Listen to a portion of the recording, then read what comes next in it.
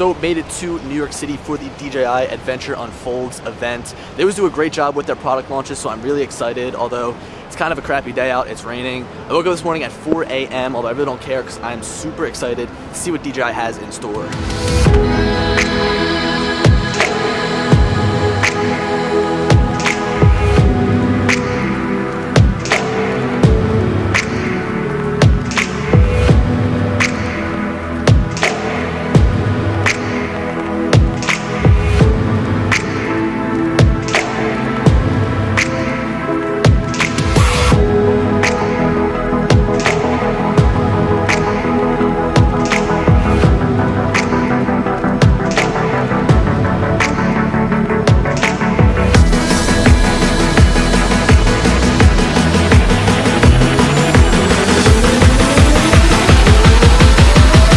Alright, so Mavic Air. This is the new DJI drone that was announced earlier today that falls in between the Spark and the Mavic Pro. Now, if I had to do a quick comparison between all three of these drones, I would say that the Mavic Air definitely improves upon the Spark in every single aspect, but if I went to go and compare the Mavic Air to the Mavic Pro, there's some strengths and weaknesses to either drone, and I can't just kind of sit here and say, oh, the Mavic Pro is better than the Mavic Air, because again, the Mavic Air does some things better than the Mavic Pro, and it really depends on what type of drone you're looking for. But anyway, I'm going to save comparing these drones for another day, another video. Today we're going to focus on the Mavic Air. So to start things off, I want to go over the controller for the Mavic Air, which looks very similar to the Spark controller, but does have some new tricks up its sleeve. So for example, once we unfold the controller, the sticks can be found sort of stowed away for storage. These can easily be screwed back in, and the purpose for them being removable is for easier storage. Every single time I travel with my Mavic, or my Spark for that matter, and I bring this controller with me, I'm very timid to put this in my backpack, basically just by itself because of these sticks and how easily breakable they can be.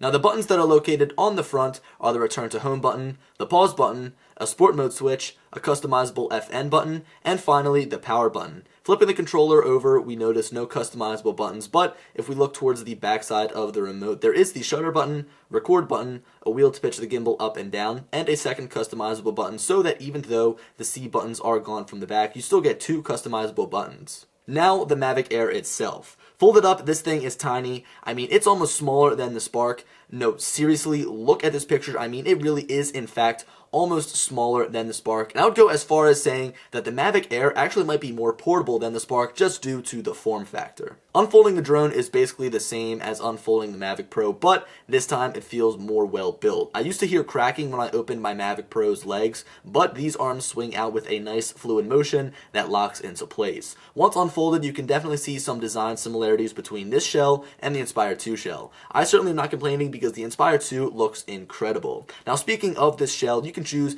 between a gray or onyx color, alpine white, and flame red. I personally think that the onyx looks the best. After you unfold the legs, the next step is to unfold the landing gear to raise the drone up off of the ground. But be careful when doing this, as this is where the antennas are located. On the front of the drone is the camera, which basically looks the same as the Sparks, just with a redesigned 3-axis gimbal, and also a pair of obstacle avoidance sensors. Flipping the drone over to the belly shows us two more obstacle avoidance sensors, and a pair of VPS sensors, or vision positioning sensors. The battery is also located underneath of the drone, just as it is on the Spark. Now, speaking of that battery, the Mavic Air's battery is roughly the size of the Sparks and is rated to hold a capacity of 2,970 milliamp hours. Now moving to the backside, we see yet another set of obstacle avoidance sensors, giving this drone 3 ways of obstacle avoidance: forwards, downwards, and backwards. So that basically covers the design of the Mavic Air, and in my opinion, I think it looks better than the Spark and also the Mavic Pro, but that's not where we're stopping, because the Mavic Air has a lot of great features packed inside.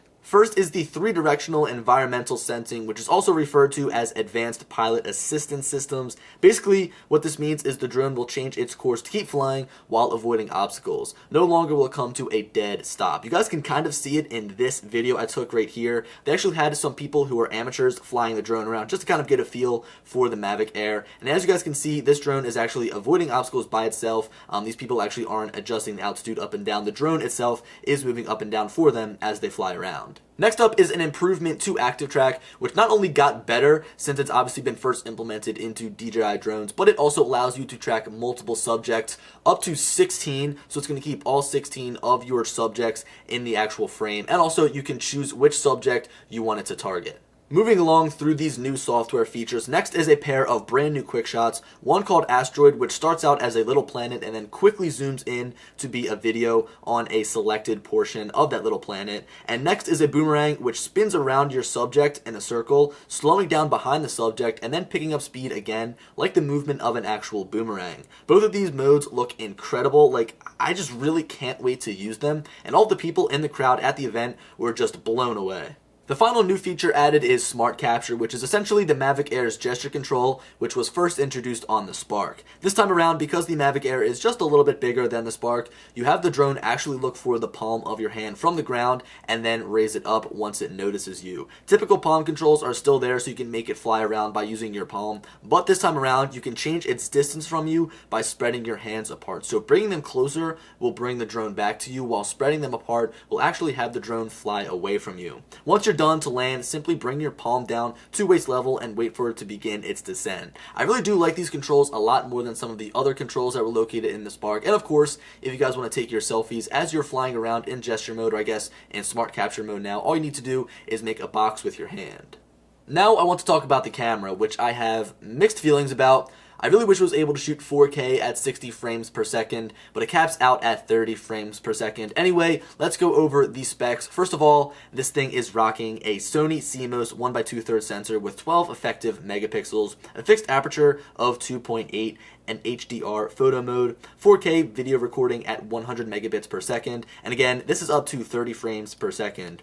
We also have the ability to shoot slow motion video in 1080p up to 120 frames per second, which is really awesome, and we can shoot 32 megapixel sphere panoramic pictures. Now finally, all of this is held together by a brand new 3-axis gimbal that is protected by the body of the drone. Now I can sit here and throw these camera specs at you all day from the spec sheet, but I'm really not going to know how this camera performs until I actually get it outside and do some testing for myself. But from what I can see, it really does look like a pretty good camera on paper.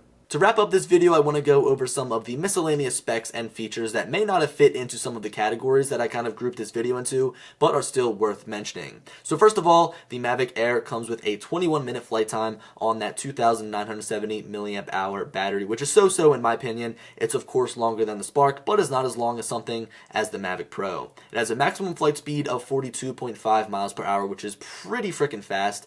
It has a maximum flight range of 2.5 miles on the 2.4 and 5.8 gigahertz frequency. It also has DJI goggles support, although they cannot be used wirelessly like with the Mavic Pro because it doesn't have that same OcuSync technology. And finally, the Mavic Air comes with 8 gigabytes of internal storage. This is a first for DJI. This is something I've been asking for since the Phantom 4, and finally they've implemented it, as I always forget my SD card whenever I go out. So again, this is going to be something that is good as sort of a backup, and this is something I'm definitely not going to rely on. Now, to get that footage off of your Mavic Air, you can plug it right into your computer using a USB Type-C cable, which is another godsend from DJI. Finally, internal storage and USB Type-C instead of micro USB.